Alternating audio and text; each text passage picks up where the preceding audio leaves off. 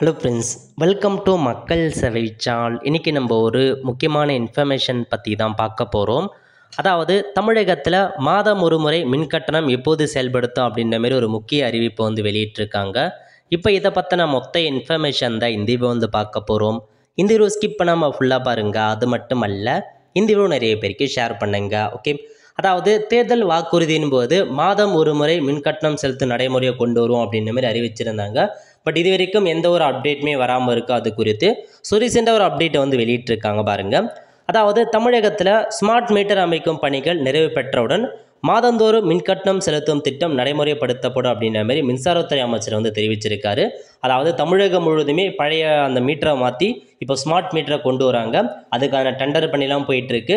So தமிழகம் முழுவதும் smart மீட்டரை அமைக்கும் பணி முடிஞ்ச உடனேயே உங்களுக்கு மாதந்தோறும் மின்கட்டணம் செலுத்தும் நடைமுறையை கொண்டு வருவோம் அப்படின்ற மாரி அமைச்சர் தெரிவிச்சிருக்காரு. ஸோ வெயிட் பண்ணி பார்க்கலாம் எத்தனை வருஷம் கழிச்சு பண்ணுறாங்க அப்படின்றத. அதாவது உங்களுக்கு மாதம் ஒரு முறை மின்கட்டணம் செலுத்தும் நடைமுறை வந்துச்சு அப்படின்னா மின்சார கட்டணம் ரொம்பவே குறையும்.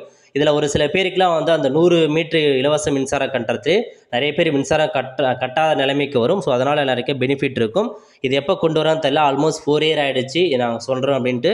இன்னமும் அது குறித்து எந்த அப்டேட்டும் வரல. ஸோ இப்போதைக்கு ஒரு அப்டேட் கொண்டு வந்திருக்காங்க. வெயிட் பண்ணி பார்க்கலாம் எப்போ தான் வருது அப்படின்றத. ஒருதான் ஃப்ரெண்ட்ஸ், ஸோ இதான் உங்களுக்கான இன்ஃபர்மேஷன். கண்டிப்பாக இந்த வீடியோ பிடிச்ச லைக் பண்ணுங்கள். அது மட்டும் அல்ல, இந்த வீடியோ நிறைய பேருக்கு ஷேர் பண்ணுங்கள். அடுத்து ஒரு நல்ல சந்திப்போம். நன்றி, வணக்கம்.